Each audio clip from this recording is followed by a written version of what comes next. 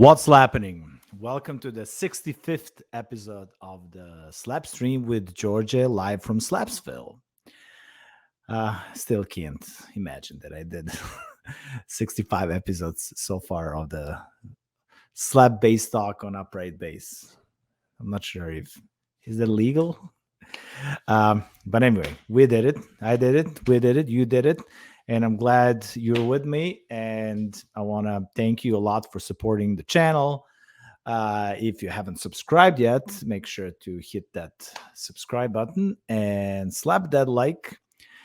Leave a comment if you want to let me know who you'd like me to feature in the future episode of the Slapstream. I'm not sure for how long I'm going to be doing this, but I plan to keep it going for at least a little bit. There's like still quite a few guys that I believe deserve to be documented for the history, and then that they can share their opinion about upright bass, about slap bass, about all that fun stuff. If you'd like to support my work, make sure to check out that Venmo and PayPal link in the description of this video, and Patreon. Patreon is one of the best ways to support the channel and get this shirt. I already mentioned that quite a few times, but I really like it. I really like the black one. I was wearing a red one for a while, and I had to get this one. Now I'm doing that through Represent, so make sure to get one. They ship all over the world. Few designs available. Without further ado, I would like to introduce my guest.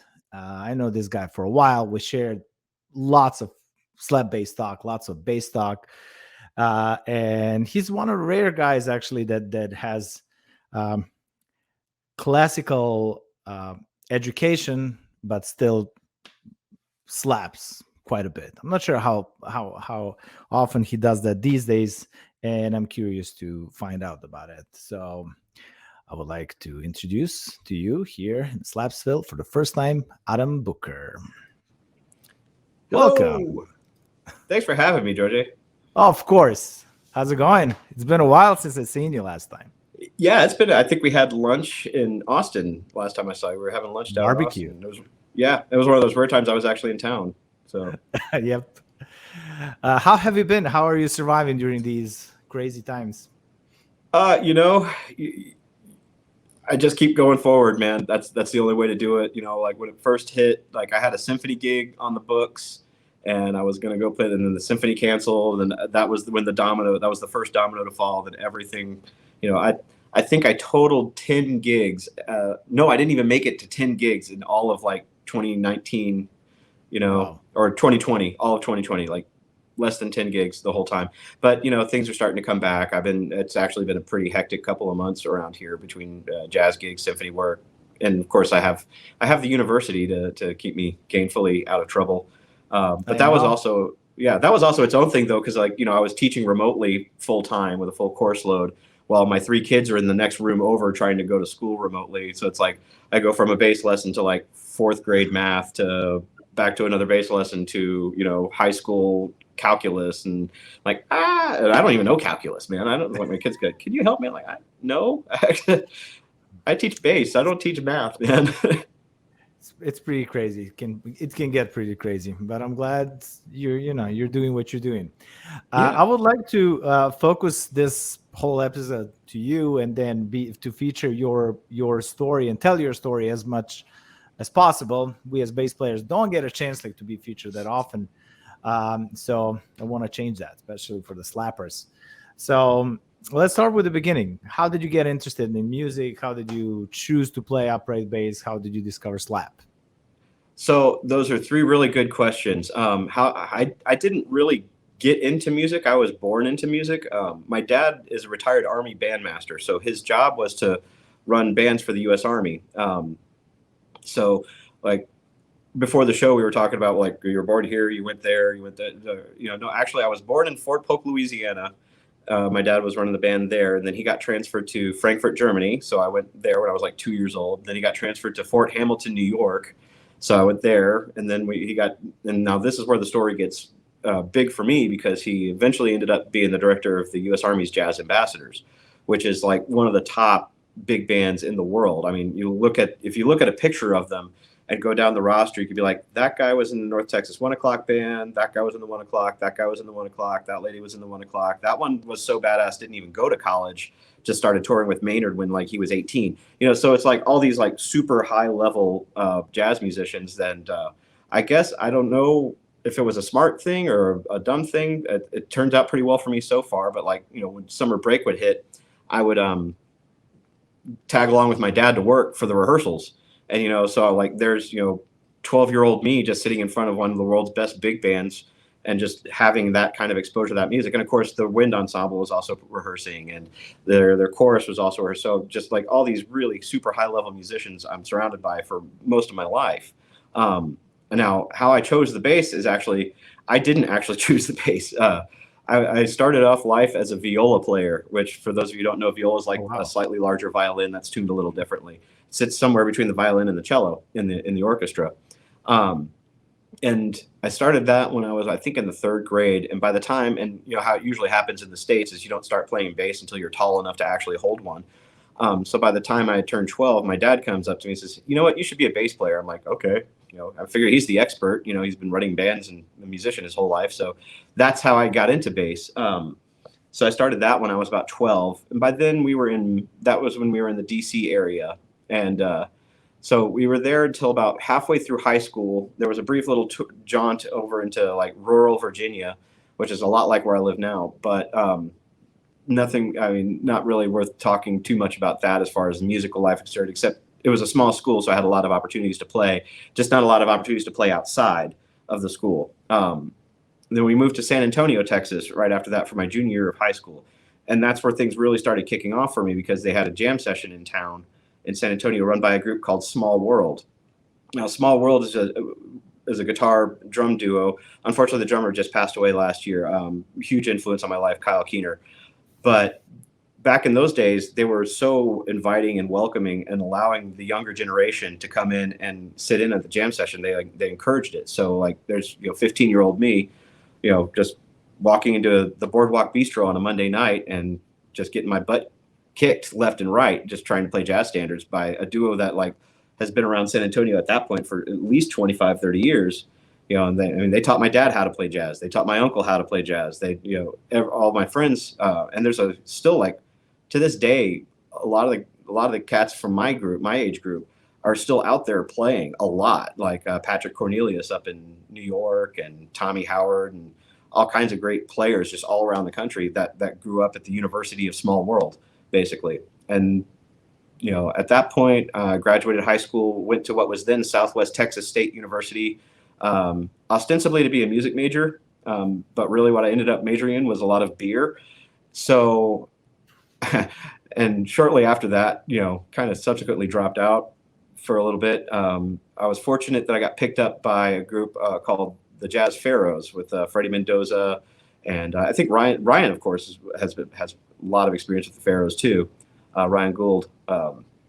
But yeah, they picked me up, I guess, my junior year or my second semester of my freshman year. And at that point, I was like, what do I need to go to college for? I'm already gigging 5 nights a week, So dropped out.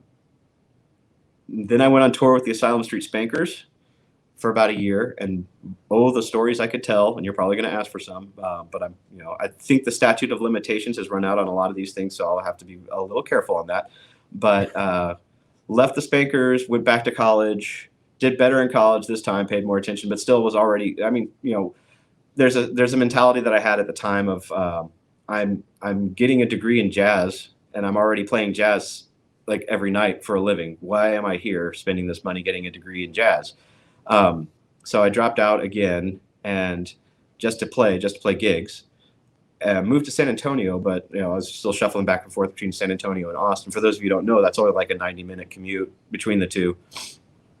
And after that, the gig started drying up. So at that point, I went and ran off and joined the U.S. Navy, and was a bass player for the U.S. Navy band stationed in New Orleans, which was like horrible for me, as a bass player to be stuck in New Orleans, pre-Katrina. It's not like there were any gigs to play or, a wide variety of genres to play and perform with and learn from and all that kind of stuff. So that's all sarcasm in case you can't pick that up. And after the Navy, I did 4 years. I did 4 years in the Navy. Got out, luckily, right before Katrina hit. Moved back to San Marcos. And at that point, I've got my GI Bill. I've also got a kid, and so I was a lot more serious about school between the GI Bill and just life in general. Still gigging 6 or 7 nights a week, but this time actually going to classes and paying attention and trying to be as good a student as I could be. And with Uncle Sam paying for it all, I managed to finish my bachelor's, my master's, and my doctorate at the University of Texas, and then got my first teaching gig in Minnesota, University of Minnesota, Duluth. And after 5 years of suffering negative 60 degrees for like a month and a half every winter, I said, let's see what else is out. So now you find me here in the beautiful mountains of Western North Carolina at Appalachian State University as the newly tenured associate professor of double bass. So that's the Cliff Notes version. You tell your whole life story like in a few minutes. It was like, wow, I wanted to ask you so many questions during this. Yeah, I know, right? Because I was so there are a lot more details, trust me. What would you say, like, if you compare your formal education to your club or jam or gigging education, like what was like more important to you, and what kind of like built you more as a full musician? Right. Well, so that's a difficult one. Obviously, I was just having this discussion with a student of mine. She's starting to gig a lot more, and she's getting out there in the world and doing things. And when you're gigging like 5 or 6 nights a week, let me backtrack. For anybody that's ever been a music major in college, you know this by now, that it's the American public university system. It's not like the European conservatory system at all. In the public universities, you're still taking your math, your English, and your science, and all these what we call a liberal arts education, right? Just to make you a quote unquote well-rounded person. Well, if you don't want to be a well-rounded person and you just want to play gigs, then a lot of times, there's that old story about two wolves fighting inside you. There's the academic wolf, and then there's the club life wolf, right? I don't want to say that I learned more playing in clubs. I learned different things playing in clubs. And in a lot of ways, I learned a lot more practical things playing gigs than I do in a classroom. But if you're doing it right, the things that you learn in a classroom only help to enrich what you're doing on the bandstand at a gig. Does that make sense? Oh, absolutely. I feel sort of similar way. I don't have a PhD, but I do have a classical education. And for me, I think that formal system kind of helped me out, especially formal jazz system kind of helped me understand music more broad. And then I kind of like feel that if I just kept gigging, that I would not get where I am right now at this point, and then I would not understand music so right. Completely. But at the same time, yeah, totally. But at the same time, if you just go to college, you're missing out on a lot of things that absolutely. Absolutely. I mean, I love my colleagues to death that are just literally grown up in the conservatory world and went to college, master's degree, PhD, playing major symphonies and things like that. And I'm like, yeah, but have you ever been mugged outside of a club at 2 a.m. while you're trying to load your gear up? Like, have you ever looked at your calendar and said, I only have $50 to make it to the next gig, and I need to eat, and I need to put gas in the car? Those kind of things. I'm sure they have completely different experiences. I'm not trying to negate anything, but there's a certain lifestyle. There's a lifestyle that you get when you literally have to take everything that you know about music and convert that into a living. So it's definitely different. And then I was never a star of my university or my class. I was able to play what I had to play, but I just knew I was doing it kind of like just to be a more better bass player and more well-rounded musician. And then I wanted to analyze Wagner or Mahler and then understand what was going on over there. And but I knew that I did not want to play professionally in the symphony orchestra or like to be a solo double bass player and play Botticini my whole life or something. So, was like once is Yeah, fine. well, it's interesting because, like, you know, to be well-rounded, actually, I didn't do my master's in double bass. I did my master's in composition, and that was literally, wow. well, because, you know, here's 27-year-old me, fresh out of the Navy, you know, gigging every night and sitting in a practice room practicing orchestral excerpts, because I started as a bass performance major, but it was strictly classical. It's like, well, you know, there's probably a 23-year-old that's been at Peabody Conservatory for the past 7 years doing nothing but shedding the scherzo from Beethoven's Fifth and can play it backwards and forwards. And here's 27-year-old me gigging 7 nights a week with a kid. I just don't have the mental space to just sit there and practice orchestral excerpts over and over and over again. So yeah, I totally feel you on that. Especially not when I'm already performing on a nightly basis. Oh yeah. So, and just to make sure, you studied jazz or classical? I mean, I know that you studied Yes. both, but like when you did your master's. So when I did my master's, I did that was just straight up classical composition. Okay. And PhD? So PhDs in jazz double bass performance. Believe it or not, there is such a thing. What was really fun about the master's degree, though, was that we had I went to Texas State for that as well. We had this really cool composition professor who loved taking on the jazzers, because he's like, I could get a violinist in here and put on some weird stuff like Ligeti or Kurtag, and they just run out of the room screaming. But like, I get a jazzer in here, and y'all are like, give me your worst, you know. So it's kind of an open-mindedness factor that he loved about us. So a lot of great jazzers actually went through his studio in the Austin area, like Adrian Ruiz and Elias Hesslinger and all these other cats. That's so cool. My next question going to be like, what all these people thought about you slapping and slap bass in general. But before that, I would like to hear you play a little bit. Do you have a bass? Oh, yeah, of course. Close by? I'm in my office at work, so yes, there are several basses close by. Several basses. All right. I even have one in Viennese tuning, but don't ask me to play that. Yeah. Hold on. I have it on short.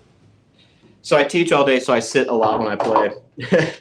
Do you usually sit when you play classical? Classical and jazz, yeah, usually. But I've been standing a lot more lately. Just, I don't know. I go through phases. I go through cycles. Like sometimes I like sitting. Lately, I've been on like a huge health kick, so like standing has kind of been fun because like a little bit more mobility. But, I was only sitting when I played in a symphony orchestra. Oh, that was 7 years, but a long time ago. But yeah, like, right? besides that, never even solo classical, whatever. All right, so what do you want to play? Oh gosh, I don't know. I think I'll just you asked me last night to have something prepared. I'm like, prepared. I've been playing a lot of classical solo repertoire lately, so that's maybe not the vibe here. But you're an improviser, so whatever you play, yeah, we'll see what we can do.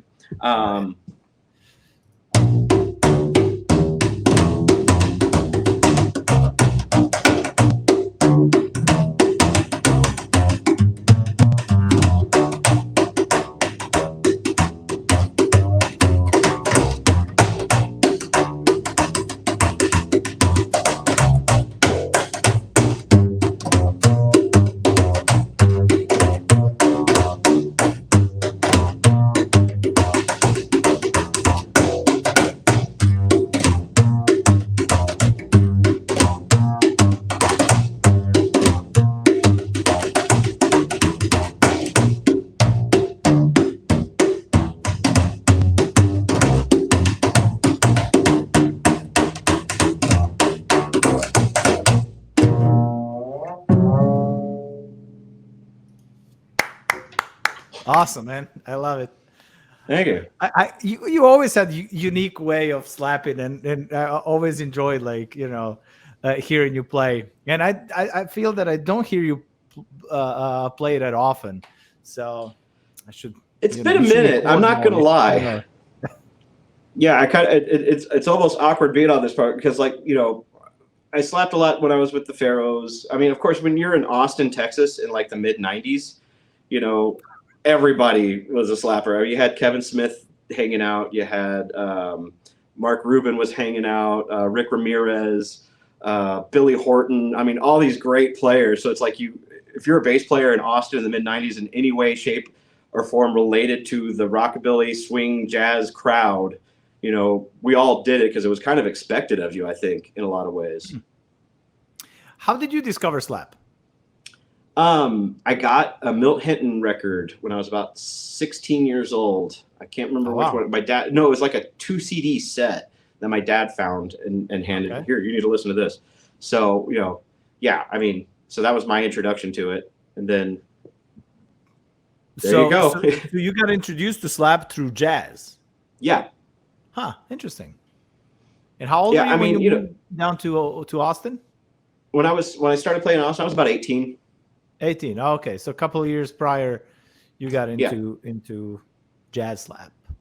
Yeah. Yeah, pretty much. I mean, and so, you know, I really, honestly, I didn't even know rockabilly was a genre back then. I was just so like myopic about jazz and how that worked at the time, you know, like I was the kid rolling up to school in my, then it was a Taurus station wagon, because that was the only thing we could find that could fit a bass. I was the kid rolling up to high school, like, you know, blasting Charles Mingus out of his speakers while everybody else is like doing gangster rap or whatever, you know. I was a total jazz nerd back in high school and early college. Like nothing else existed. Wow. Okay. And well, Mingus was a slapper. Yeah.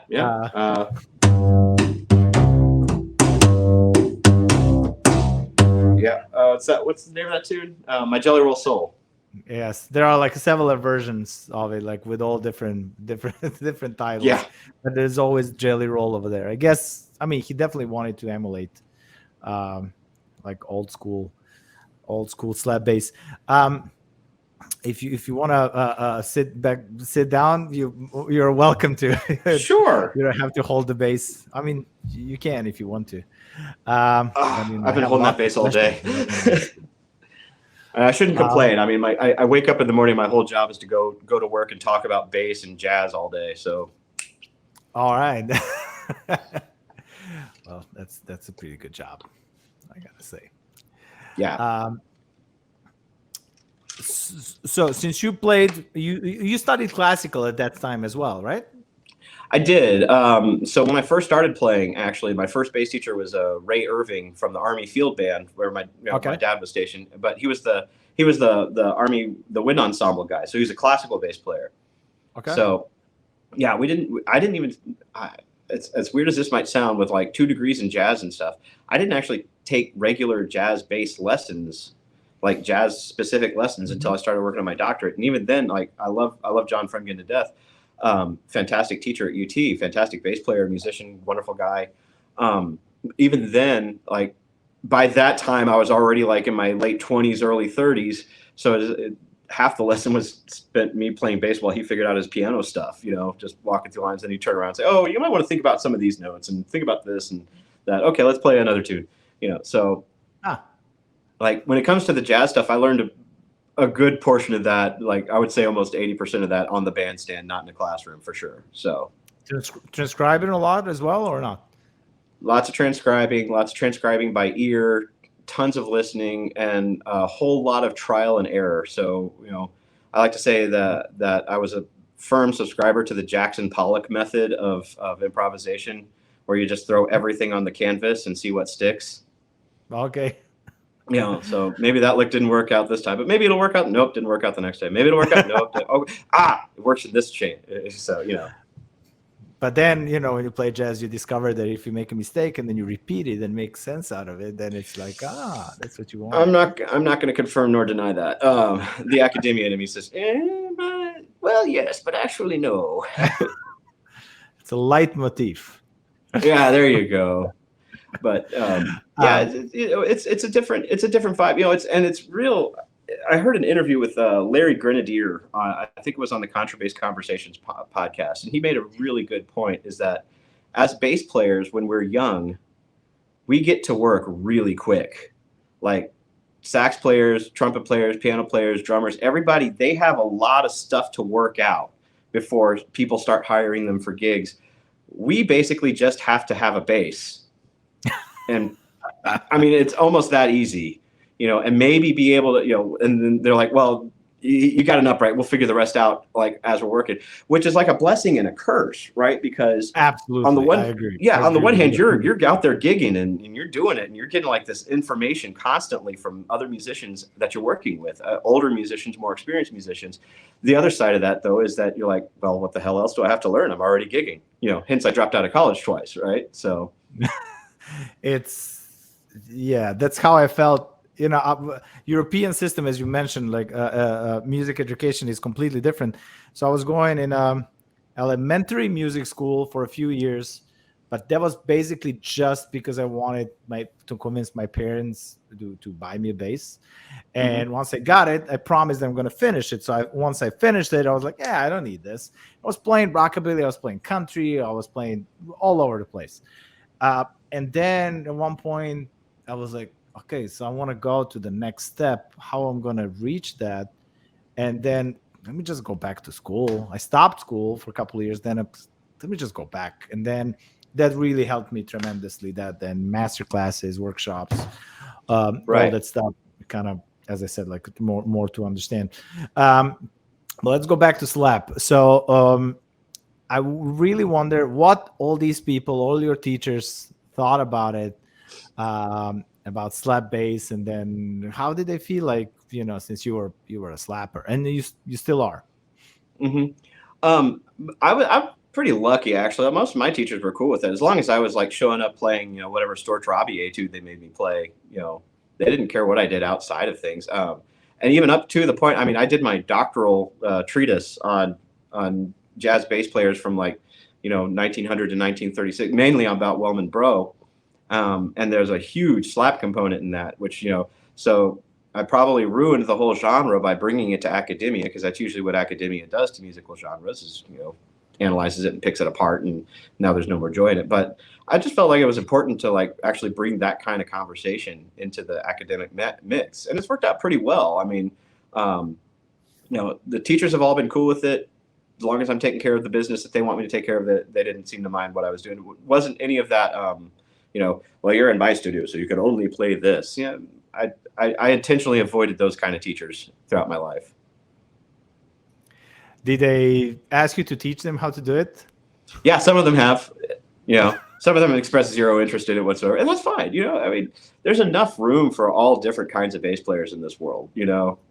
Oh, so absolutely. Yeah, I had a kind of same experience. Some of the best guys like wanted, like, hey, what is that? That's cool. Mm-hmm. Yeah, and that speaks to their artistic curiosity, I think. If they're interested in, this is a sound I don't know how to make on this instrument that I love. What could possibly be wrong with trying to figure that one out? Absolutely, yeah, and it's been a lot of fun for me because, like,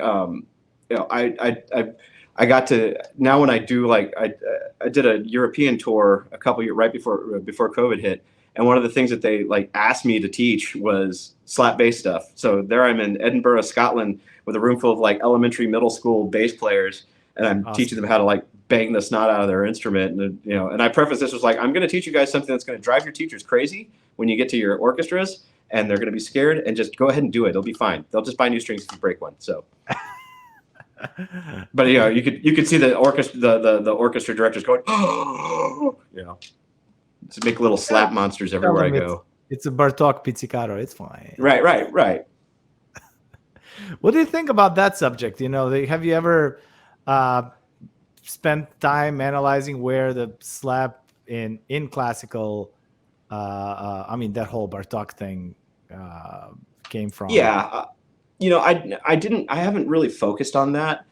So everything I'm about to say is probably pure speculation, but like, it's like I said earlier, artistic curiosity. I'm sure Bartók wasn't the first guy, nor was Bill Johnson the first guy that discovered, well, if I pull my string like this and let it go, it's going to make that sound, So I put money on that people were using this technique wherever there were string instruments and on bass, wherever there were lower pitched string instruments to some degree or another has been used in the past before, I mean, what you're dealing with Bartók now, this is some of that schooling kind of stuff, right? What you're dealing with Bartók was he was very interested in preserving sounds from Romania and from Turkey. I've got his book on Turkish folk music. It's incredible.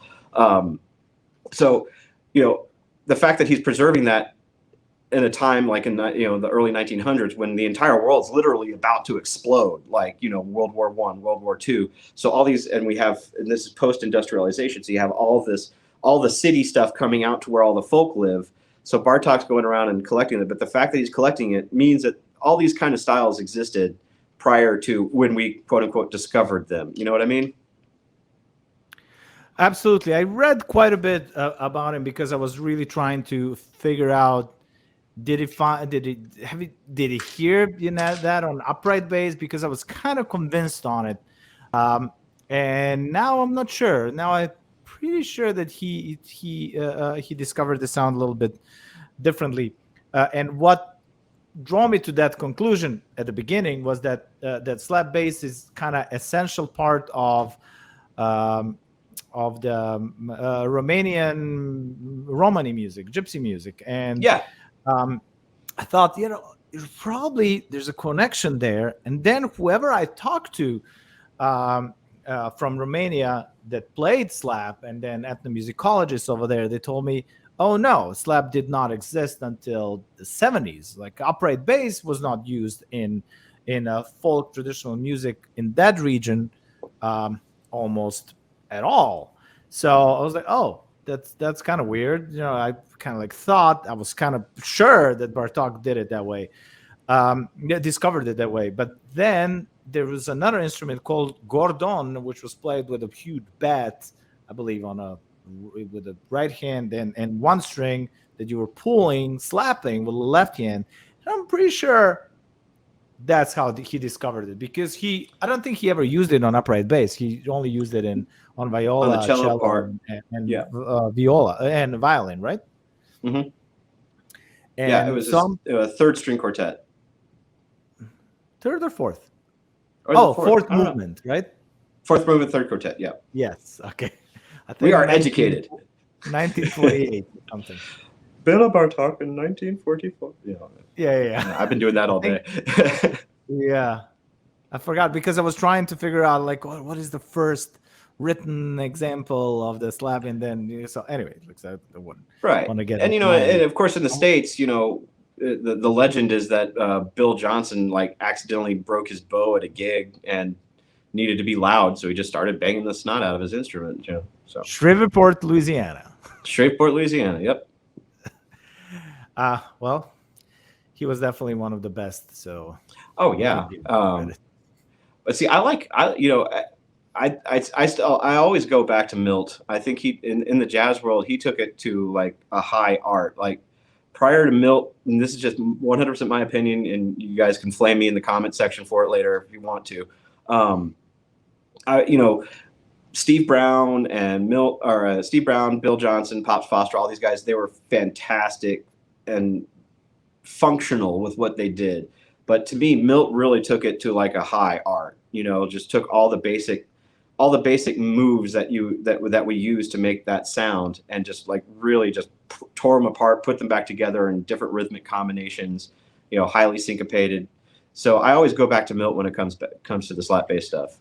And do you think he brought it?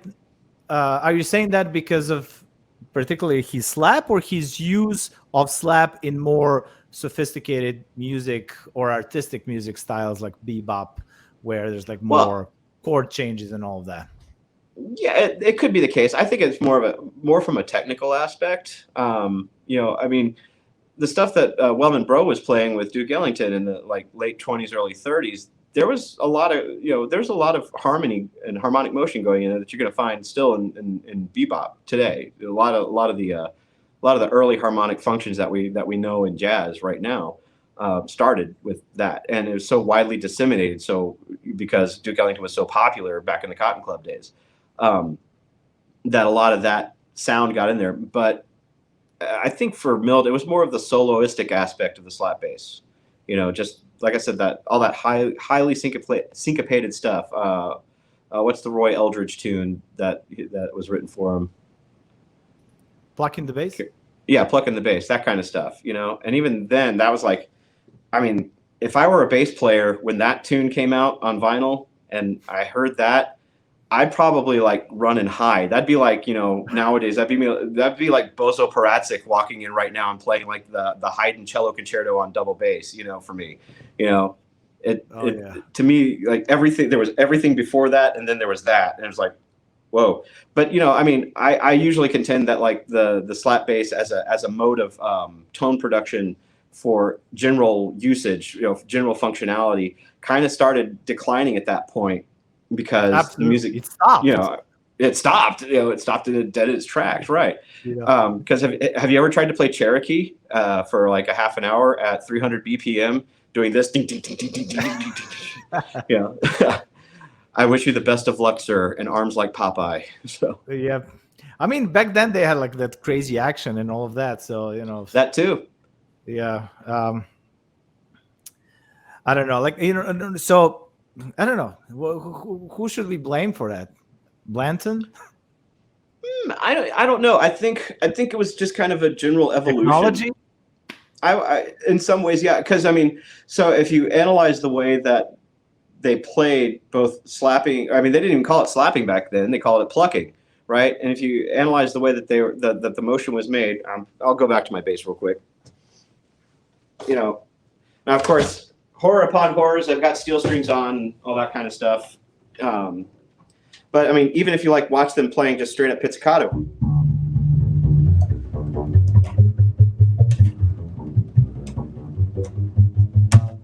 Oh, look at that.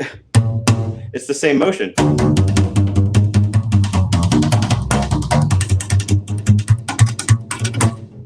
So a couple of different embellishments. So the motion of pizzicato was the same as the motion of the plucking, which is what they called it back then.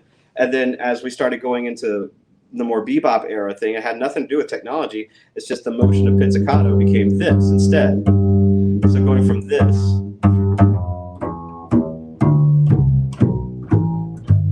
right versus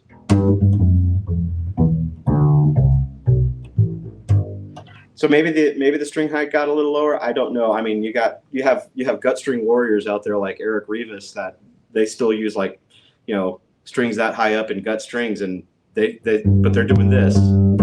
So I guess that could be my next research project. Who started the modern double bass pizzicato technique? Because even Jimmy Blanton was still. There's actually videos been surfaced of him doing that. Oh yeah, absolutely. Maybe, but by Scott LaFaro, pretty much it was that pizzicato that we know. Like he was not. No, not that I'm aware of, at least. But there were bass players before Scott LaFaro, that were doing. I think Milt's the one that told me how to play pizzicato like this. So I'm pretty sure he was doing that before Scott. So, but that's what I'm saying. By the point when Scott LaFaro showed up, pretty much that was kind of established way of playing. Right. Thing. Yeah, but you mentioned something interesting. I want to talk for next 3 hours about your lessons with Middle Hinton. You took, a lesson with the slap god. I did, and okay. When was that? How many times? So that was like just the one time. Just the one time. All right. Yeah. Was it that apartment in the house in Queens?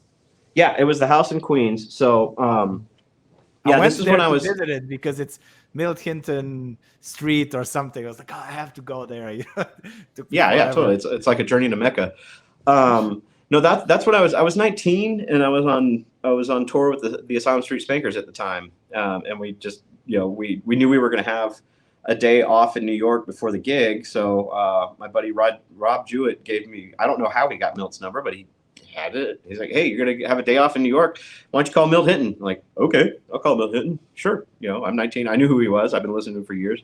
Of course, I'm nervous. This is the first like heavy, major jazz musician, jazz god that I've ever spoken to, on my own without like anybody else around me. So I pick up the phone, I dial the number, and I'm just like shaking. I'm nervous as I'll get out, and I hear the phone rings, and I hear, hello, click.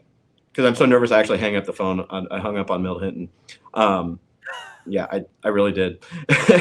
And then I got myself back together and dialed the number again. Thank God this is before like caller ID and all that fun stuff, And he answered the phone and I was like, "Hi, my name is Adam Booker. I'm a bass player, and I have a day off in New York. I like to take a lesson with you." He's like, "Oh, cool, man. Let me put Mona on the phone. She handles all that for me." So I get to talk to Mona, and we set up the date and everything. So, the day arrives, and we're staying in Hoboken, and I get to figure out the New York mass transit system, for the first time in my life, and get lost. So I arrived to the lesson like 2 hours late, of course. Yeah, I know, right? This is it's really kind of really super hard to get by public transportation to that area. That's like far deep in Queens. Yeah. I've discovered that day. Yeah, but they were cool. They were gracious. I rented a car like to do that. Well, I mean, back then, I don't think you still can. I was 19 years old and broke, man. I couldn't rent a car. So, and I'd be darned if I was going to try to drive through New York. I mean, that was, I couldn't like plug the address into a cell phone and, away I go. Right. Did they even have GPS in the 90s? I don't remember. At least not in the civilian world. So, it was a good lesson. I mean, this is, you have to bear in mind, this is about less than a year before he passed too. So, this is 1999. So yeah, probably even only 6 months before he passed away. And, I had to help him hold his bass up and all this stuff, but man, his ears and his mind were still like sharp as a tack. He put me through some exercises, like, walk a blues for me, man. And I'd start walking like, stop. Why you play that note? That note's not in that chord. I'm like, oh, they call him the judge for a reason, right? And I got to find that out. And then he showed me some of the technique that he works with on the slap thing, and that kind of opened my eyes because like prior to that, my experience with slap bass as an actual like practicing and studying and learning, kind of came straight from Kevin Smith, who is still, in my opinion, the best living slap player in the world. But love you, Kevin. And so, that's the rockabilly country approach it has some slight differences. I think, it's a little bit more horizontal with the arm. It's a little bit more finger heavy, right? In the jazz world, it's a little bit more, it's more about attack and rotation and just getting under the string just enough to pull it up rather than just like pull the living snot out of it, let it go and let it hit the thing and do that really fast all the time. Now, I hope you guys don't think I'm reducing what the rockabilly country world does because, that technique is perfect for that sound. In the jazz world, it can be a little heavy-handed, but it still works. Don't you think that that particular technique kind of developed later in the jazz world? That like early jazz guys like Bill Johnson and Steve Brown, Pops Foster, they were not using the same jazz slap technique like Milt.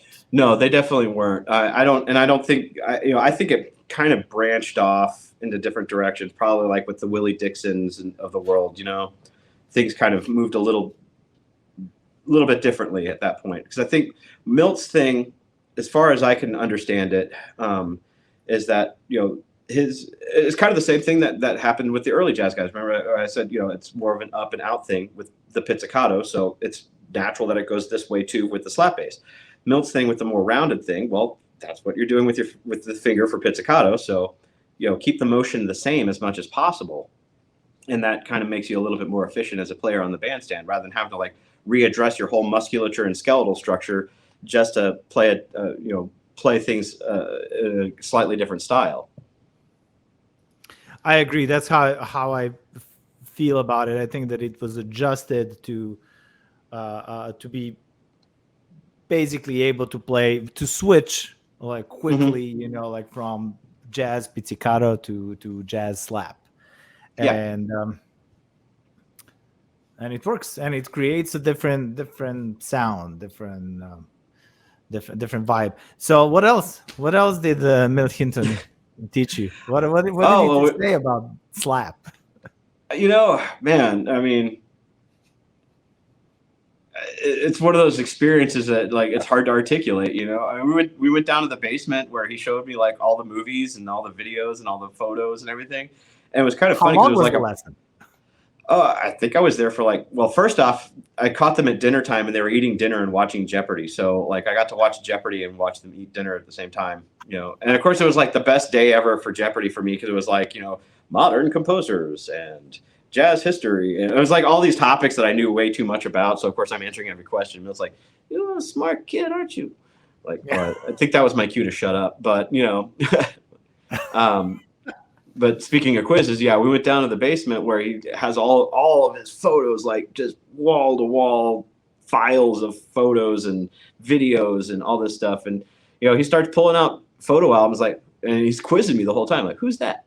Who's that? You know who that is? You know who that is? Like, you know, I think he's at the time just trying to gauge like how much do I actually know about this genre of music, while showing me some really cool stuff too. You know, I mean, you know. Oh, look, there's Milt Hinton with Cab Calloway and Roy Eldridge, and you know, oh look, there's Milt with Duke Ellington, and you know, it's just the coolest thing, you know. And then you know, when we went back upstairs, and he just kind of showed me some more stuff, and a lot of it was just basic scale work, to be honest with you, just solid fundamental work, like, you know, back to the bass. All right. Easier to show than to say, right? So like one of the things that he was big on was like doing a major scale. Hopefully I don't screw this up. I do have a doctorate, I promise. So just doing a major scale with just one finger.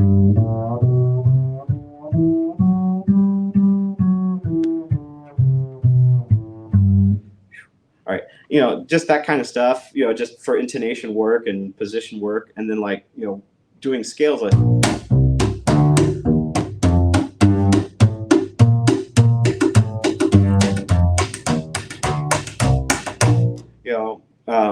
one major difference that I wasn't aware of, like, you know, the triplet slap where it's like, you know, fingers, palm, fingers, fingers, palm, fingers, fingers. It's more fingers in the way Milt showed me to do it. So rather than, boy, I haven't done a gallop in a long time, man. Do you remember what other slap bass pattern Milt Hinton was using or showing? Well, I mean, you know, he being an astute student of like Steve Brown and all those guys. Of course, there's the rumba.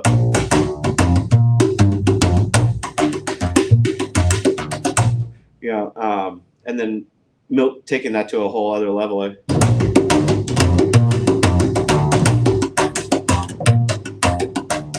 So notice I started incorporating the left hand to those things. So that was another, that's kind of a Miltism kind of thing.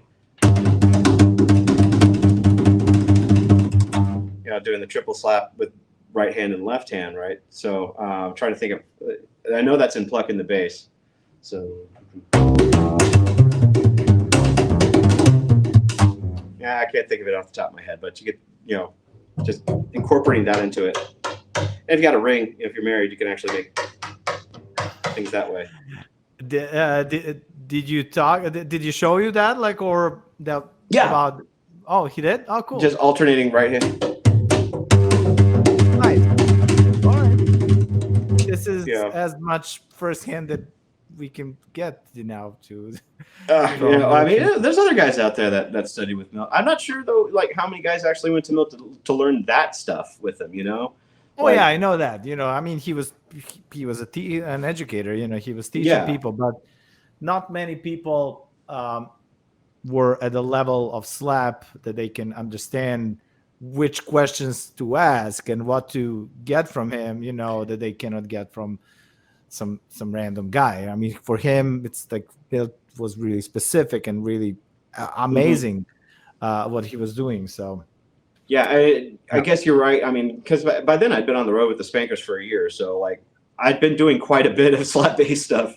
You know, because when you have to fill like Kevin Smith and Rick Ramirez's shoes, it's kind of expected that, you know. Oh yeah, Rick Ramirez was playing with the Spankers before as well, right? Yeah, he was the guy between Kevin Smith and myself. So it was Kevin and Rick and me. So it seems that Wayne Hancock and Spankers went through every single possible slap player from Austin. I think that's about accurate. Yeah, I did one gig with Wayne. Yep. Oh, you did it with him too. Okay. Yeah, so I guess you're right. He did. He went through all of them. Was it one of those like 6-hour gigs or? I don't want to speak ill of anybody. It was a fun gig. All right, I'm glad it was fun. Yeah. Since you have Well, a I mean, bass I had with David you, Miller on guitar, so darn. no. Since you have a bass with you, I would like to ask you a little bit more about your approach to slap, and whatever you feel like showing us and teaching us, please do. What are the one thing that I love asking people, and then I'm curious to hear. I mean, I know your opinion because you even wrote a paper about it, but I would like to ask you, how do you call different slap bass patterns? Do you use that single, double, triple, quadruple slap type of thing, or you have a different terminology? And also, what are the slap patterns that you're using in your what are the slap patterns that are in your vocabulary? Man. So, I mean, there's some things that I think are pretty standard, right? Like first we have snap and then slap, right? But we'll just call the whole thing slap as a overarching style, right? So and I think there are some things that are pretty universal, like single slaps, double slaps. But see, now things get in the gray area when we start thinking about shuffles, because technically a shuffle is a single slap, right?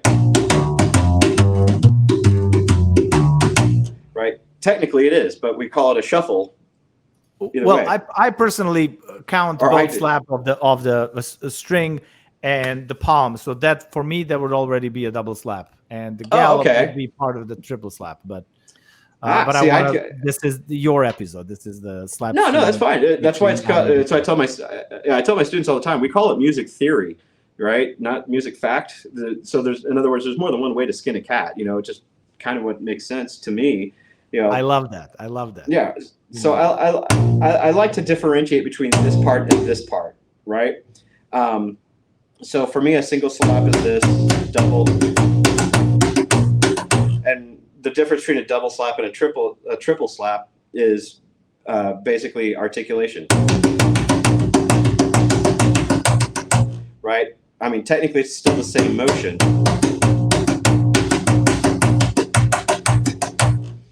That's the reason why I call both of these triple slaps just gallop and a triplet. Yeah, that makes sense. I can totally get behind that. I think one of the things I know we've discussed in the past is what I call a flam, right? Because I relate it to percussion, and in percussion like there's a thing like brump, right? When you lightly tap and then the main downbeat, right? And double flam, not today, right? And I'll try for a triple, and all those are happening before the beat actually starts. So, and I think I've heard that referred to as like a drag slap or something like that, which is cool. That is what it is. I mean, I'm dragging across, but I'm hitting in different parts of the hand to make that happen, right? I just call it a flam because I'm not fond of that. I don't like using it. The term drag slap, because as you play it, you can play it just with fingers, not really dragging over the whole fingerboard. So if I use the term drag, it will be specifically for that when you drag, kind of like in a Kevin Smith type of way. But as a flam, I used to use the term roll slap, because you're also from a drum world when you have that. And it's also an ornament. It's not really exactly kind of stays the same, whatever. Even if the tempo changes, and then it's the same. So it's kind of like a classical approach. Yeah, and that's kind of So backtrack a little bit. When it comes to playing the double bass in anything besides classical music, my whole concept is always that this is a drum with strings. Because pretty much everything that we play on this instrument, from bossa nova to samba to salsa to jazz, even has a percussion analog preceding it. So, like for instance, in the bossa, my favorite example is the bossa nova or the samba. Right? There's a drum called the sordo that they use in Brazil. Boom, boom, boom, boom, boom, boom, boom, boom. So like the pattern that we would play, the rhythmic pattern that we play on the bass, even though we're using notes, comes directly from that. In salsa music, there was an instrument called the marimbula, which is like this huge, like thumb piano kalimba kind of thing. It's like doom, doom, doom, doom, doom, doom, doom, doom, doom, doom.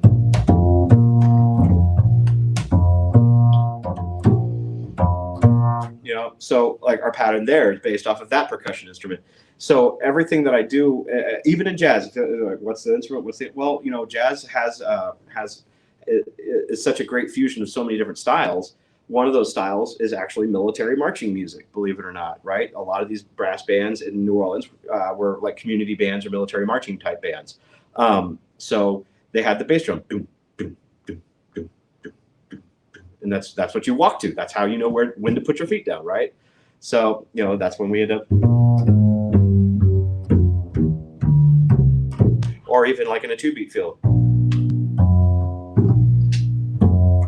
1, 2, 3, 4. And I think about that as feet. Left, right, left, right, left, right. You know, so which is also why I encourage like my students to go take swing dance lessons or salsa dancing lessons or, you know, that kind of stuff to really learn how all this works together with the body to make the music actually happen. I think you get a lot of great insight with your instrument or your role as a bass player by doing that. That's a good suggestion. And percussion. Plus, it's a good way to get a date. Well. So, what do you say? So it's a good way to get a date too. So, you know. Oh yeah. Somebody's got to pay for our music habit, you know. Wow. What are the other patterns that you're using? Are you using that quadruple slap as well, or? Yeah, I mean, still on the same. So we have single, double, triple, and quadruple. You know, so basically, I tried like in my treatise, I tried to kind of treat it as rhythmic cells, right? So, and the combination of those rhythmic cells is what gets you. Well, it gets you in a lot of trouble right off the bat because, like, where is one again? I don't remember. So, like, you know.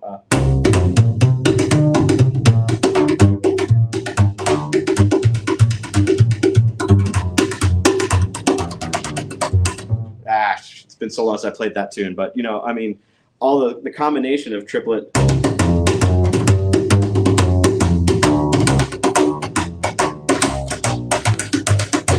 Just kind of throwing all that kind of different subdivision in there, it creates a lot of rhythmic interest. It creates a lot of sounds that may or may not groove. I don't know. It depends on what you're trying to accomplish at the time. The main thing is make sure that whatever you're doing is locking in with the rest of the band, of course. I mean, function over flash all the time. That's what pays the bills. So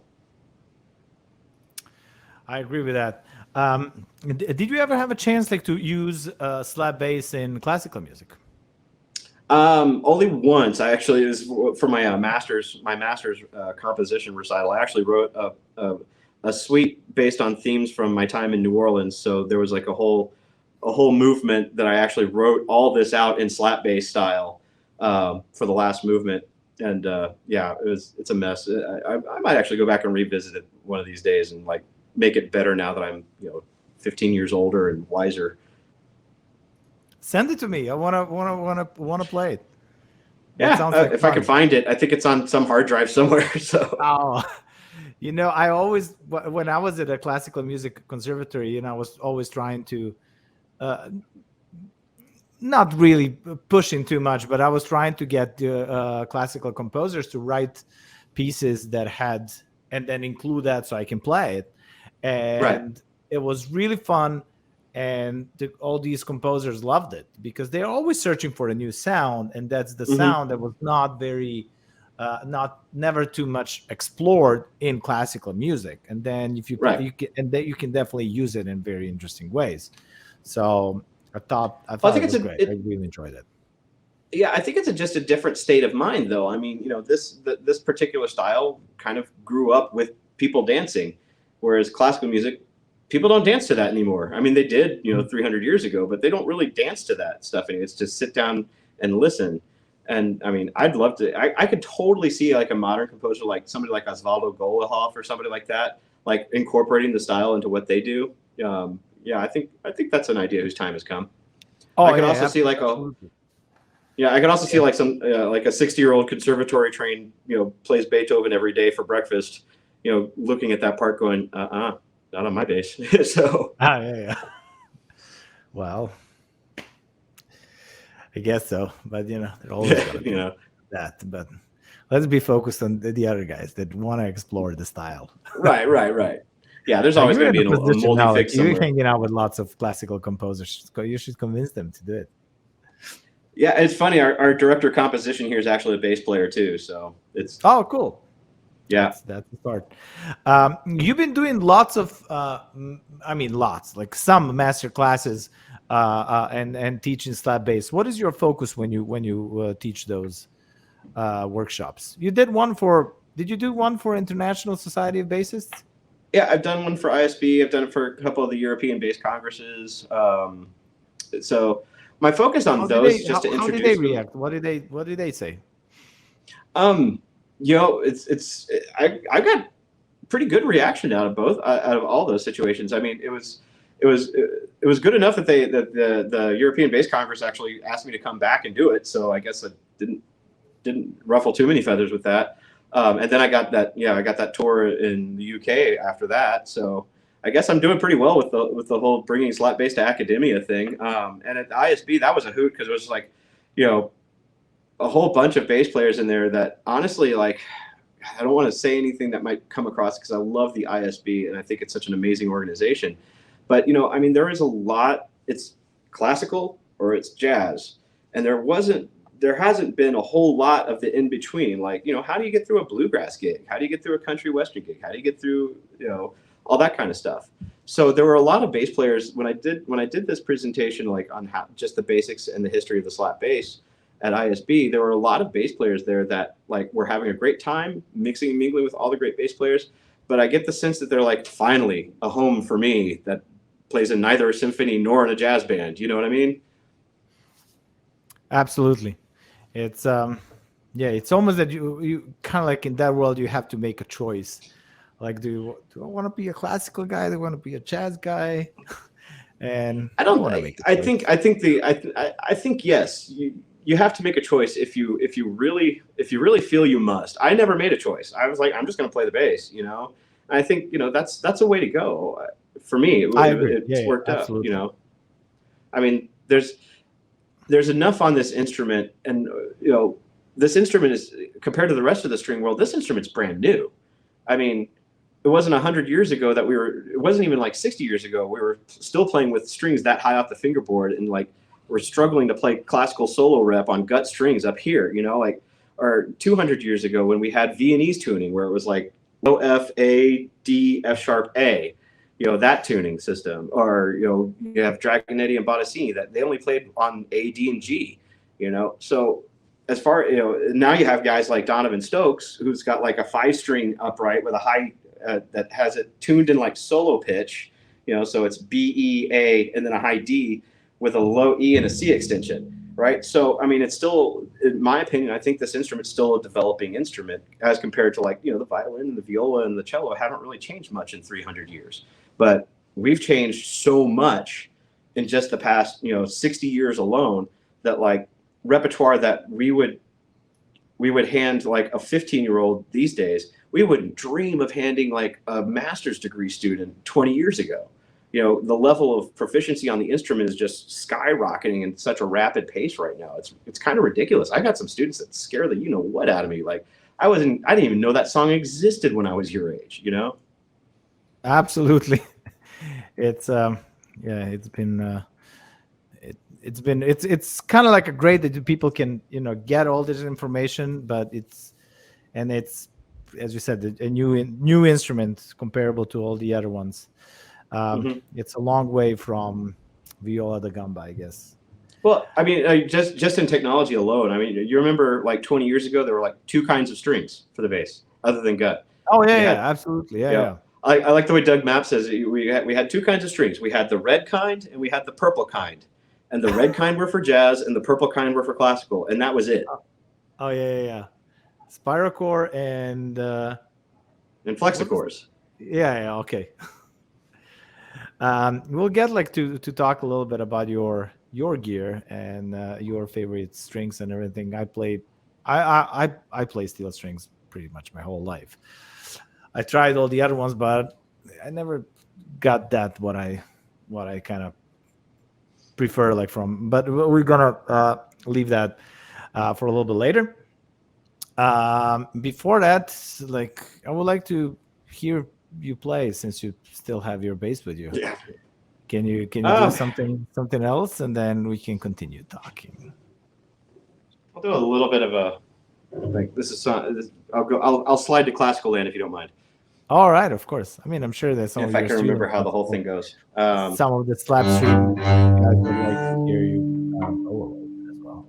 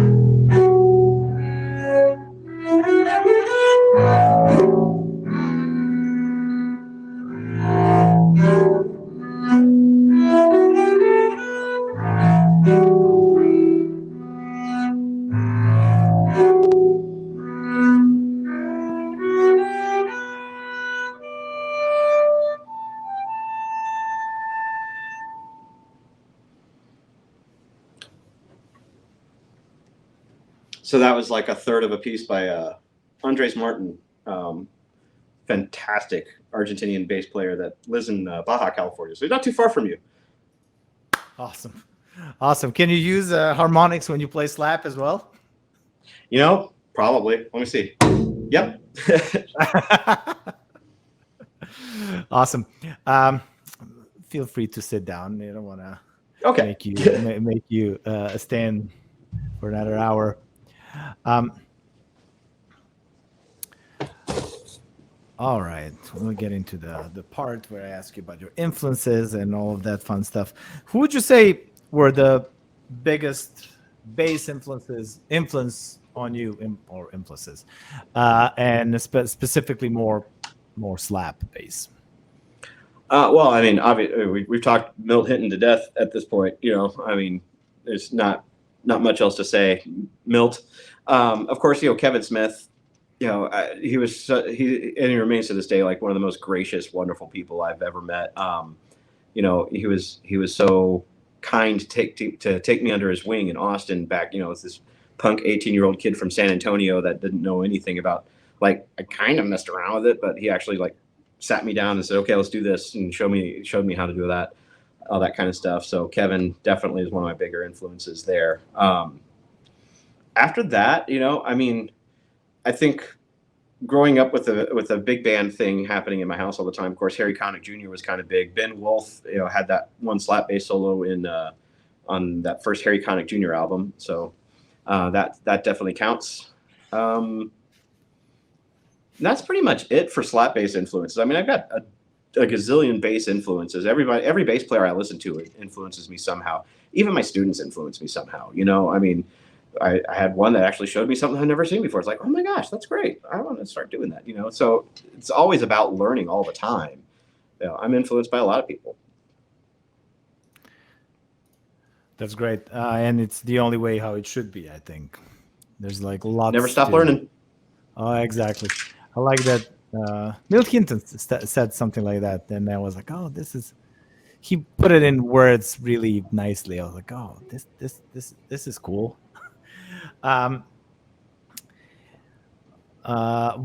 Since I know that you spend lots of time listening music, what would you say would be the most essential slap bass recordings by your opinion? Oh gosh. Well, like I said, I'm pretty limited in my scope of things. So, obviously like that Milt Hinton stuff from Cab Calloway on, all that Gene Gold Cat Orchestra stuff with Steve Brown is just solid gold. It's a master class on how to just push a big band like that using this style. Dinah. Yeah. The Dinah chorus. Yeah, exactly. What's the name of the tune? My Prettiest Gal. Yes. Yeah, I mean that's just what. It's really cool. He re-recorded those. Have you heard those songs that he re-recorded? I think in the 50s sometime. I found those recordings somehow. I believe in New Orleans when I was down there. But they are also cool. I mean, not as cool as the ones he did in the 20s, but yeah. Well, I mean, I think what's really cool about what I get a lot of from Steve Brown, especially in those recordings, is if you pay attention, he's landing his subdivision on the slide, dunk dunk dunk dunk dunk dunk dunk. His subdivision, and this is kind of an important point, it matches the subdivision in the rest of the band. It matches the subdivision that the drummer's playing. It matches the subdivision. It matches how the horn players are articulating their eighth notes. So I mean, it's such a subtle thing, but it adds so much. One of the contentions that I made in my doctoral treatise, it was in my defense, was that Wellman Bro was the first bass player to really get the swing pattern, like ding ding da ding ding da ding ding da ding ding da ding, right? And he was one of the first bass players to really incorporate that into the technique. Ding ding ding ding ding ding ding ding ding. So you could almost I fall short of making this argument, but you can almost make the argument that the actual ride pattern that we know and love today, in no small part, was influenced by the bass players that preceded it. Mm-hmm. Oh, I can see that. And I would love to. Where can I get that? Can I get that PhD thesis to read it? I would like to check it out. Oh yeah, I can. Yeah, I got a copy of it lying around. Yeah, I'll email it to you, man. Yeah, please do. And I wanted to share the article that you wrote. I forgot, what did you wrote it also for some thesis that you were doing or something, but now it's on the artofslapbass.com. Yeah, that actually, I think I did this one before oh yeah. Oh, talking about was it the jazz perspectives? I did an article for Jazz Perspectives as well that borrowed heavily from this. And this, of course, borrowed heavily from my doctoral treatise. This is how things work. You just find a niche and you just kind of, dig into that niche as much as you can. It's kind of funny. Like my first annual review with my dean here at the school, we were talking about goals and things like that. It's like, yeah, I think I want to kind of get away from like the whole early jazz bass, slap bass thing. He's like, why would you want to do that? I'm like, what? Because I've been doing this for years now. It's like, yeah, but look at where it's taking you. I mean, you went to Prague because of it. You went to Italy because of it. You're about to tour Europe because of it. It's like, oh, right. This is my pony. Okay, I'm just going to keep riding it then. So that's great. And please continue doing that. And send me the thesis so I can check it out. I love reading and researching about the original slappers. Mm-hmm. And Wellman Bra was not one of the first guys, but definitely a second wave or something. But he was definitely. He was like, he was in that crew with like Albert Glennie and Chester Zardis and all those guys that like learned at the feet of Bill Johnson, basically. Yep. And as far as the slappers are concerned, like I would say Wellman knew how to do it, but he didn't. I mean, he used all kinds of ways to make sound. He was a pizzicato player. He used the bow. All those New Orleans guys. And by the time he got with Duke Ellington, he was already like, quote unquote, the old man in the band. But I think the cool thing about him was that on those recordings of couple club sessions, you can hear upright bass so well. And I read somewhere that he was kind of closer to the microphone. That's where Duke wanted him to be. So that's kind of like a major thing. You can really hear. Yeah, I mean, Duke Duke was smart. He put the bass players up front where we belong. I don't know what happened between Duke Ellington and like now when like all of a sudden, have you ever seen a modern big band? Bass player's always behind the drummer. Let's take the quietest instrument on the stage and put it right behind the loudest instrument on the stage. Well, it's funny because right after this, I'm going to a big band gig, and I'm kind of behind the drummer. Like yeah, we all do it. It's just. It's called institutional momentum, right? It's just how we've always done it. Well, it's not how we've always done it. Let me show you this picture from 1926. Exactly. I like that. Should tell this guy this. Well, he wants me to slap a lot, so that's cool. Yeah, there you go.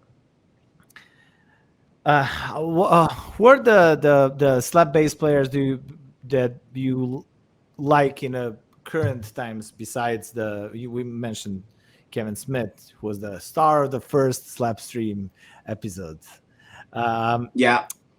And there are like quite a few guys now that are doing it kind of like on a higher level, which is great. And who are the guys that you appreciate that are your contemporaries? See, now you caught me because like I honestly don't know. I've been so out of the scene, man. Like that time with the Spankers and with the Pharaohs, that was like 25 years ago. So like I'm so far removed from that scene nowadays. You tell me, who should I be listening to?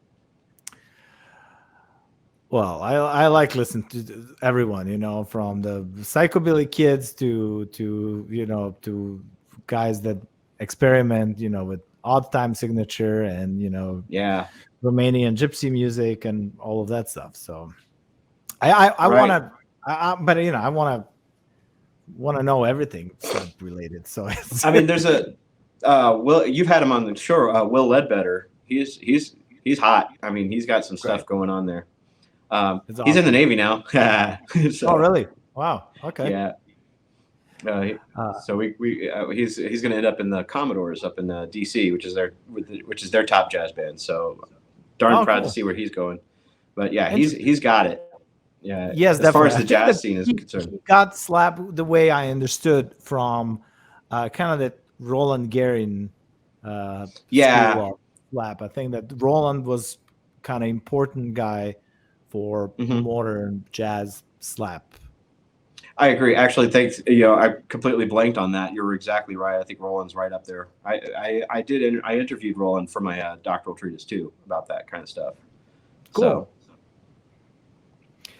That's great. Let's talk a little bit about your gear. How many basses do you have, and which one? Of those, what are your favorite strings, pickups, and all that? Oh man.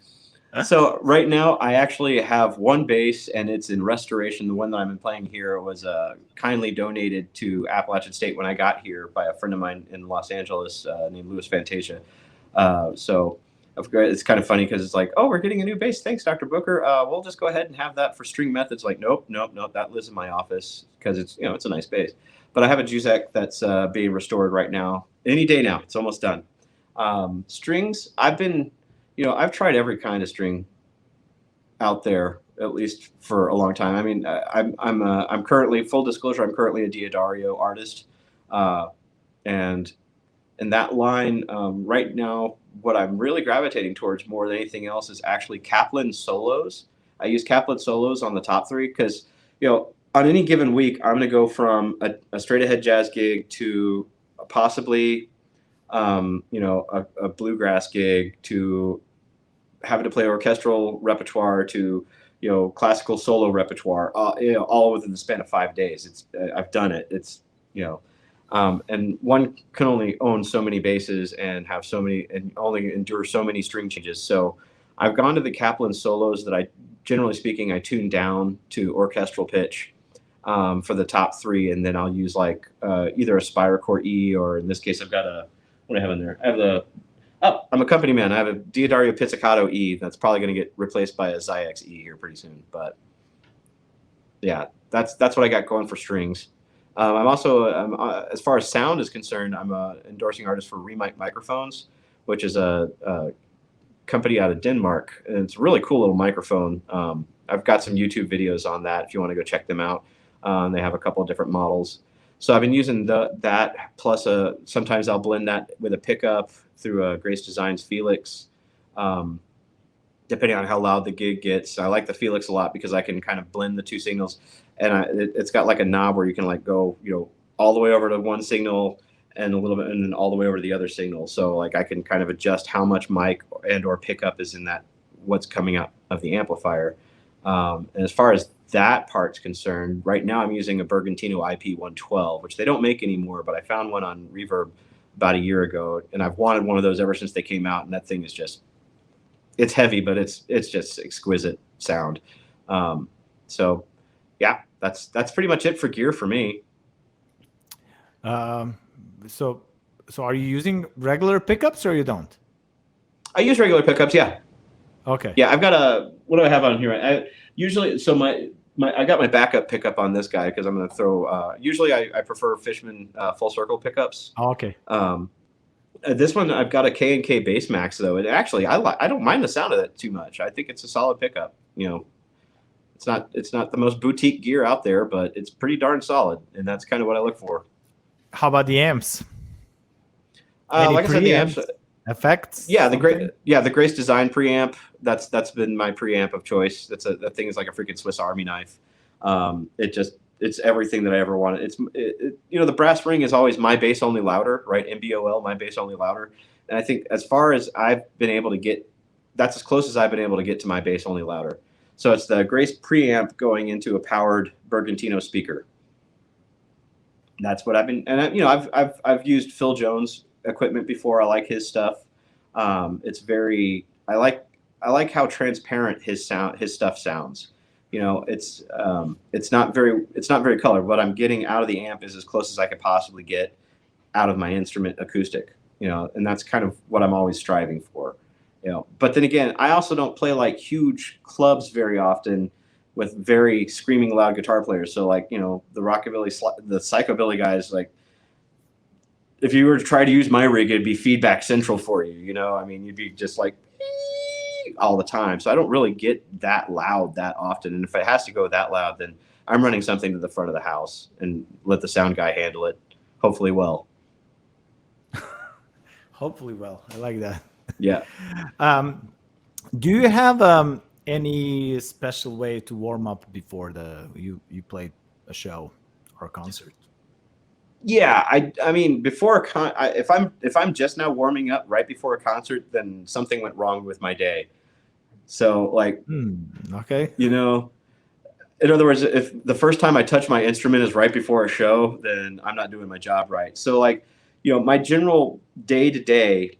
Well, first off, I'm teaching bass all day, and so I get a lot of stick time with that. I'm teaching fundamentals, I'm teaching classical solo rep, or I'm teaching orchestral rep, or I'm teaching jazz. So an hour at a time, I'm with a student, and I'm playing at least half of that time because I think the way I teach is very collaborative and very communicative. I want to work with the student, not just sit up on high and go do this. That's not my style. I don't think that's as effective personally for me. I've seen it work, but we do a lot of duet work and things like that to work on, to reinforce intonation and tempos and things like that. And then, prior to that, I'll come in, an hour early, and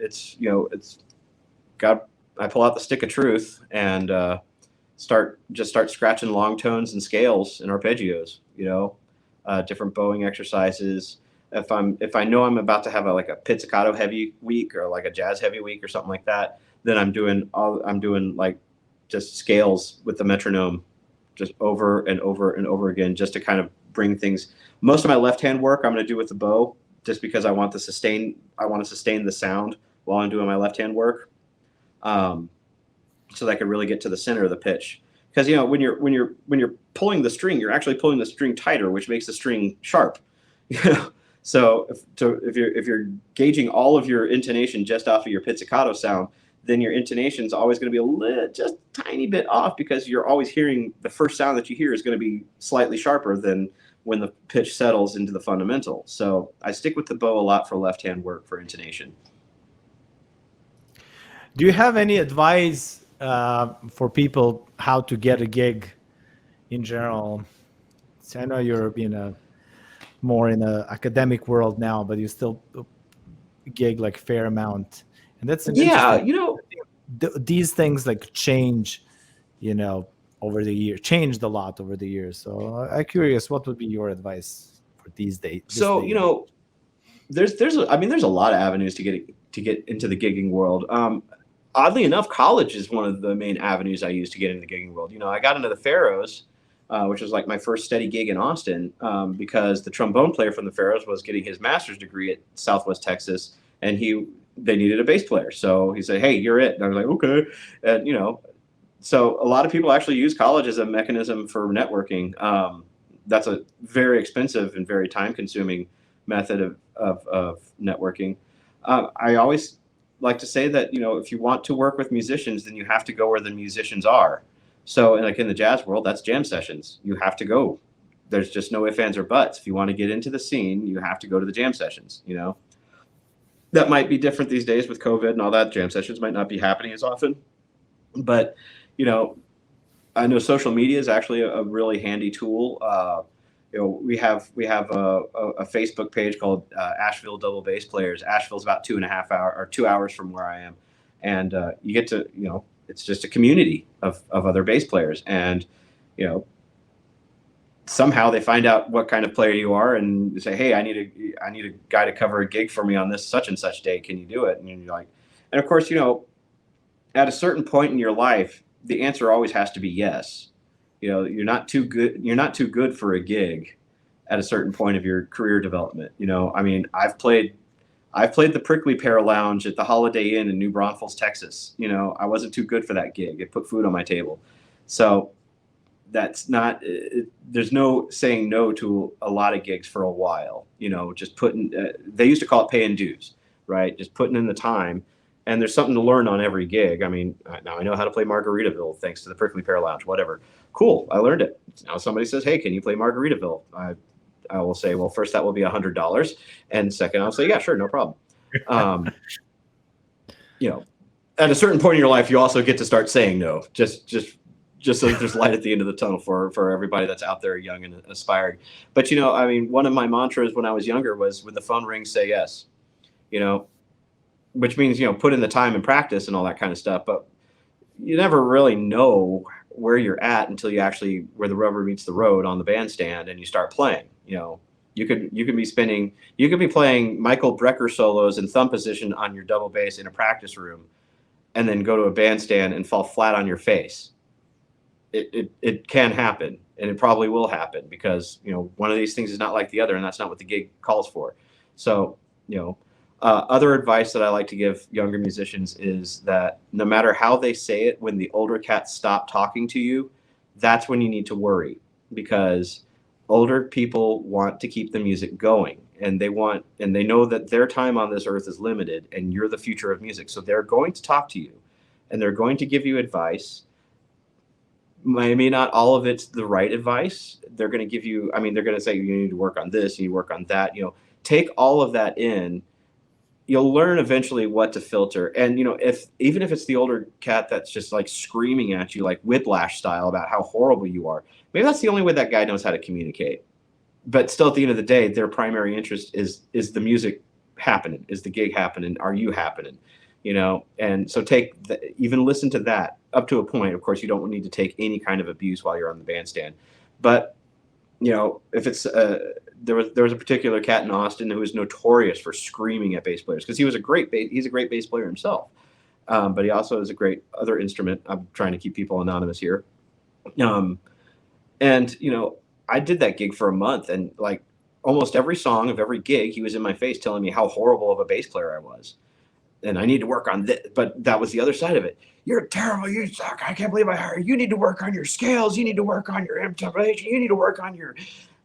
that's where it was. That's the only way that guy knows how to communicate. people have different lives. They have different things that make them the way they are. But he's still a successful musician, and at the time, he's way more successful musician than I am. He's got what I want. But yeah, you know, that's just the way the guy talks. That's just the way that he is. And you know, so always listen when the older, more experienced musicians are talking to you and giving you constructive advice. And like I said, you don't have to take abuse, but understand that their interest is in keeping the music alive as best as they know how.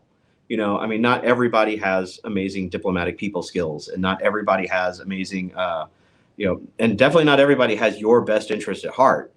They're just interested in the music. You know, a band leader doesn't care what time you went to bed the night before. The band leader cares whether you're showing up on time, ready to play in the right attire with the right gear. So, you know, those kind of things. But really, you know, they always say, a lot of people, I've heard it said that, like, it's, you know, you've got to be at the right place at the right time. Well, good luck guessing what those things are. So what you really want to strive for is you have to be ready to be at the right place at the right time. If you're at the right place at the right time, but you're not ready, then those will go away. There is no right place or right time for you not being ready for that gig. So know how to play your instrument for the gig that you want to do. You know, I think when I was coming up, you know, mid 90s, that whole like second wave swing thing was going on. So it was all about having the right look and having, you know, the vintage suits and the two-tone shoes and all that kind of stuff. And that was cool. So, you know, having the right attire and all that kind of stuff for a gig. Don't show up to a fancy gig wearing t-shirt and jeans, you know, that kind of stuff. I mean, that's just basic stuff. Like, there was a meme that was going around Facebook a while back. It's like listed 10 things that lead to success in the music business, and none of them had to do with playing. You know, it's all about being on time, being professional, being nice to the people that you work with, all that ancillary people skill kind of stuff. That's, you know, that's important thing. That's important stuff. You know, you don't want to be a jerk. You know, nobody wants to work with a jerk. You don't want to be drunk all the time. Nobody wants to work with a drunk, except for other drunks. And I wish that band the most happiest success. You know, good luck. Nobody wants to work with somebody that doesn't want to be in the band. You know, even if you could be the best bass player in the world, and you walk onto the bandstand and you don't even really, it's just a paycheck. You know, it might be just a paycheck to you, but for the songwriter, that's their whole life that they're pouring out. You know, it might be a paycheck to you, but for the bride of that wedding, that's the happiest day of their life. You know, so, you know, treat it like that. Treat the gig like that. You know, I love playing weddings because I'm part of somebody's favorite memory for the rest of their lives. You know, I mean, how cool is that? I don't care if I got to play Satin Doll at like stupid, you know, father and daughter first dance tempo. It doesn't bother me. It's their happiest memory. I got to be part of that. And that's a powerful and important thing. Absolutely. You gave lots of very valuable advice. One thing that I would like to hear from you, do you notice any particular pattern in mistakes that kids are doing these days that you can maybe point out, and or if you did it like in the past and that you could have skipped it with the knowledge that you have now and the experience? I wouldn't have the knowledge I have now if I didn't go through that first. I mean, you know, I freely admit I got sober 7 years ago. I quit drinking. I went through AA and Celebrate Recovery and all, you know, programs, therapy, and all that kind of stuff. So I gained a lot through that process. Mostly I gained my life. I mean, you know, I was just on a one-way track to just complete, you know, maybe not failure. I don't know what would have happened next, but I was not on a track that I wanted to be on. And so getting sober and all that kind of stuff, you know, but I had to get to that point. So I'm not going to trade any of that stuff I'm not going to trade what happened before that, because what happened before that made me where I am right now. You know what I mean? And so I don't have those kind of regrets, but, you know, mistakes that I see.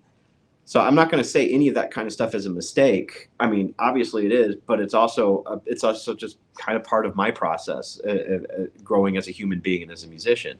It's just been, you know, if you find yourself in that situation, there's help, get it, and learn from that experience. You know, learn from all these experiences.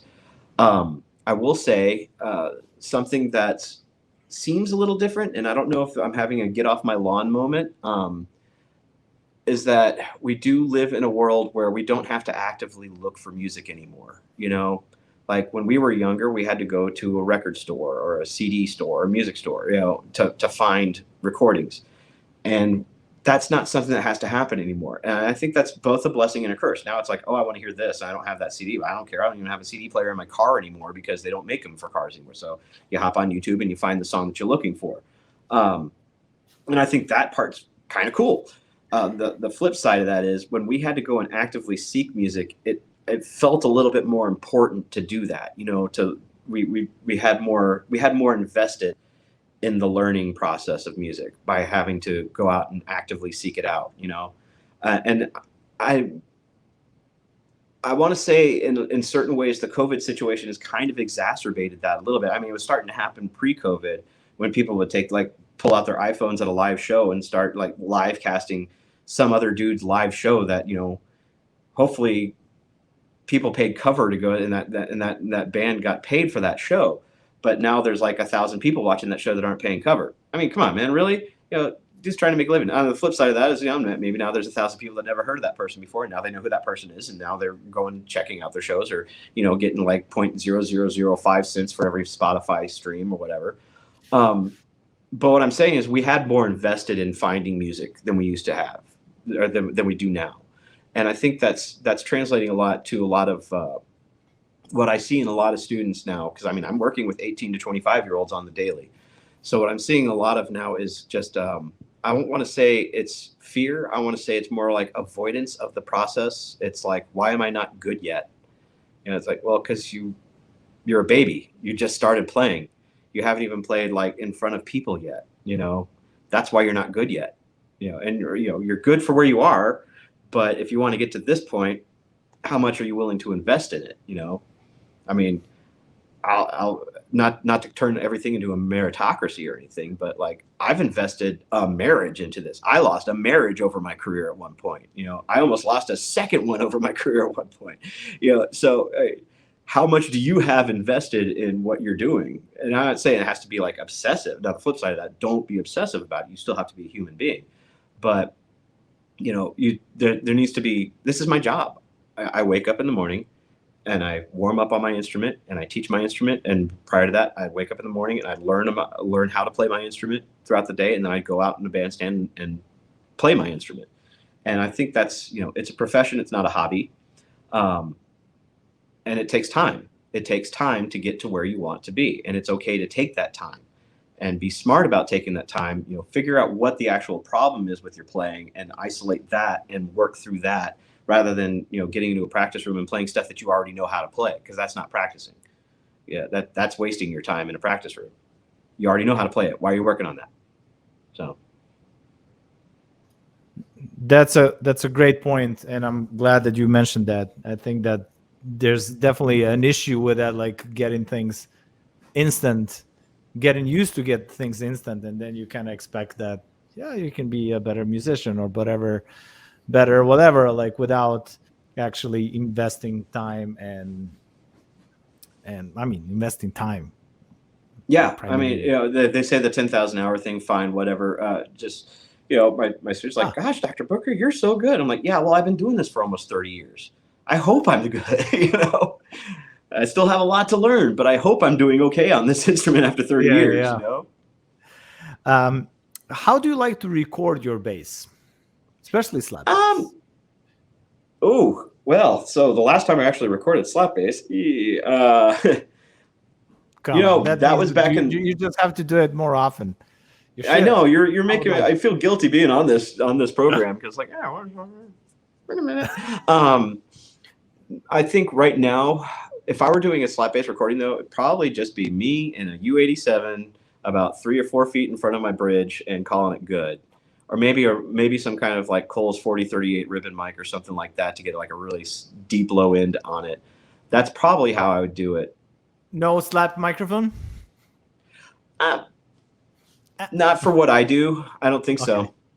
I don't think so. Because, you know, I mean, now it just depends on the gig. You know, if we mentioned him. Say Wayne Hancock calls me up and says, "Hey, I need a bass player for a session."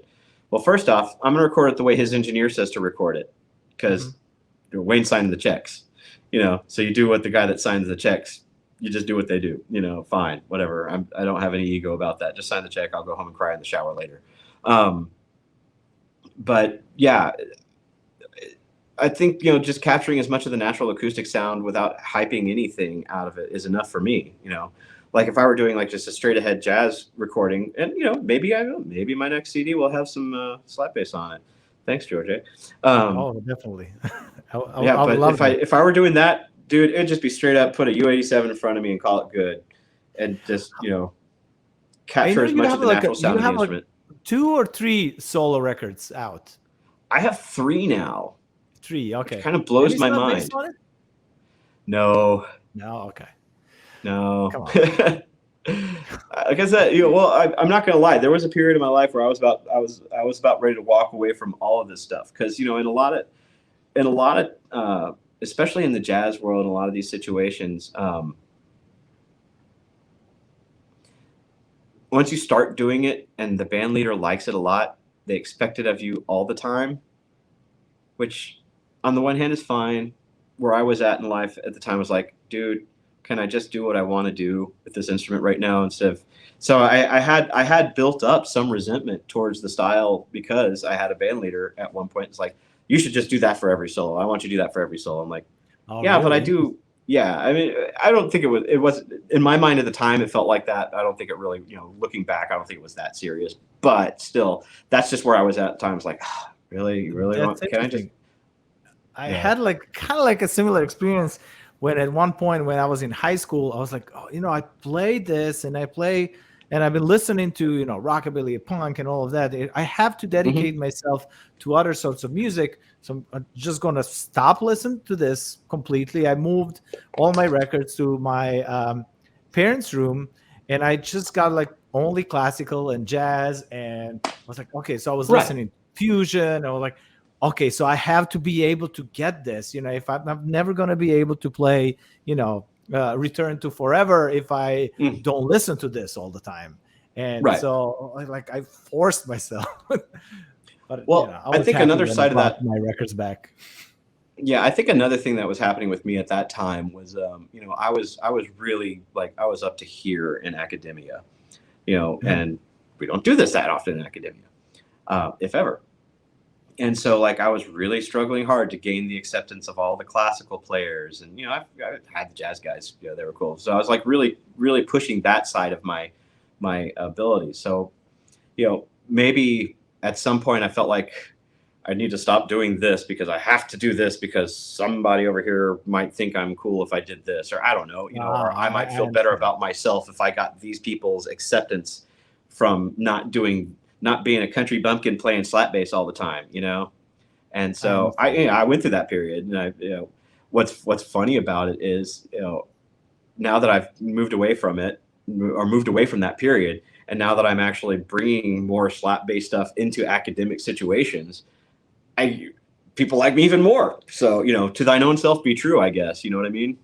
Absolutely. I mean, it gives you a certain personality and character, that kind of makes you different than the rest of the, classical players in general. Right. Well, in academia, in academia, what happens a lot is you see these job openings that are look, bass player, full-time, tenure track, blah, blah, blah, must play jazz and classical, or must play classical and jazz. And, I would say, honestly, at least 8 times out of 10, they're really looking for a straight classical player that can kind of maybe play jazz, I might catch a lot of flack from the gentry about that, but that's kind of, I've seen now that pattern's starting to change as music changes and as the needs of the students change.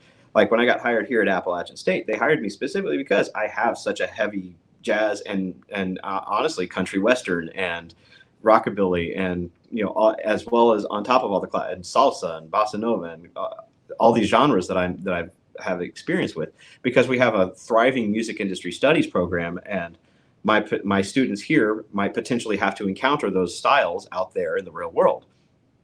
So they saw what I do as a strength more than a weakness. I understand. Yeah, absolutely. That's great. You mentioned band leaders at one point. Have you ever had a band leader to tell you not to slap? Yeah, I have actually. So, and this is the funniest thing because I'm like, I'm moving to North Carolina, land of bluegrass. It's going to be great. And, so I finally get a bluegrass gig here in North Carolina. And I go there and we're playing bluegrass music and I start slapping. And man, these people are fierce here about like traditional bluegrass. And apparently, unbeknownst to me, at least in this particular region of the Appalachian Mountains, the slap bass thing isn't really considered kosher for this particular brand of bluegrass. Blew my mind when I found that out, and like they were staring daggers at me when I was doing that. And I was like, they were like, that's really cool, man, that you can do all that stuff. Don't do that. So I was like, really? Oh snap!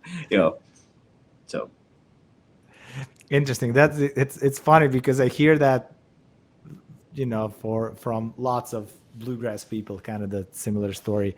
And when I moved to US, I mostly played bluegrass. Mm-hmm. And there were like quite a few occasions when they told me, maybe you should not do slap. Yeah, but they were mostly cool with it. But it's the funny thing is that, what I discovered later on when I got deeper into bluegrass, that the first bluegrass recordings, Bill Monroe, they were all slap. Yeah, so, funny that, isn't it? Come on. Right. Well, I mean, like the whole reason why one of the main reasons why I wrote my doctoral treatise on like early jazz techniques was because I was playing in a band and the boss was like, no, I need you to play more traditional. Like, well, what does that mean? Well, play like they played in New Orleans back in the old days. Like, okay. So I started studying what they actually did and I actually brought that to the bandstand.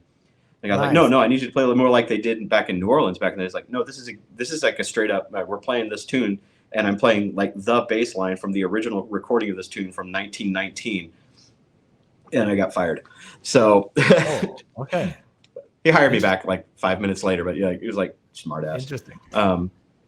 So it's more their perspective, like their vision, how they felt that you should do that. Yeah, that happens often. I mean, that happens often in life.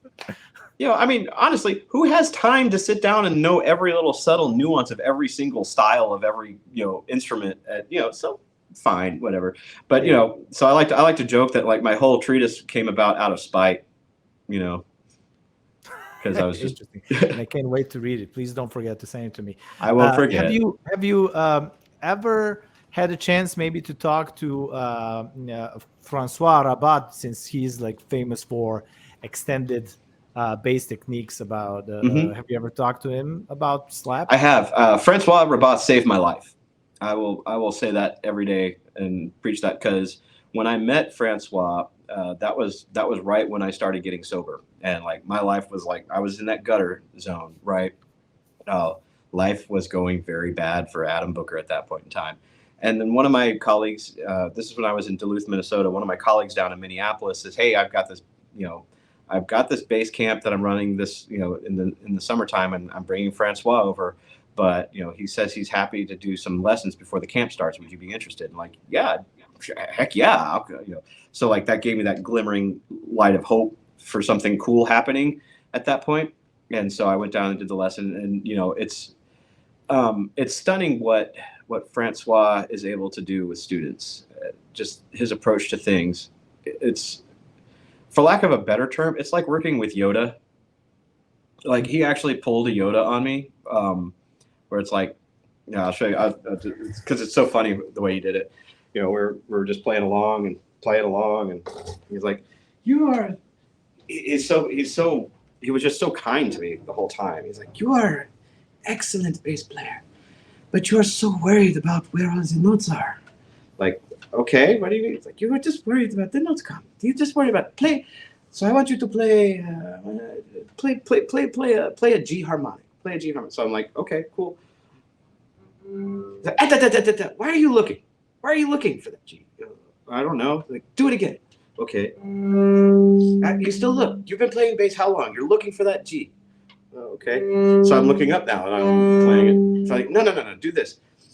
Hands out. Bow out. Hands out. And then when I say go, just play the G. He says, go. And it's like the most beautiful sound I ever made in my life, because what he did was teach me not to think about things that I already know how to do, right? In other words, don't waste time like that. So, you know, but then he says, see, your problem is you try. You have to do. Like straight out of Empire Strikes Back, man. And I was like, I almost lost it, but at the same time, I was like, also, you know, don't leave your understanding base. the Don't message. leave your base. Don't leave your base. Okay, fine. You know, I pretty much asked you like all the questions that I wanted to ask you, but I definitely want to ask you to play one more time if you don't mind. Some slap. Oh, yeah. Let's play what now? Something slap. Okay. Come on, this is a slap stream. We're in slap stream. I know, right? Yeah. Like I said, you caught me at a weak moment, brother. Let's do something. Let me go rhythm changes.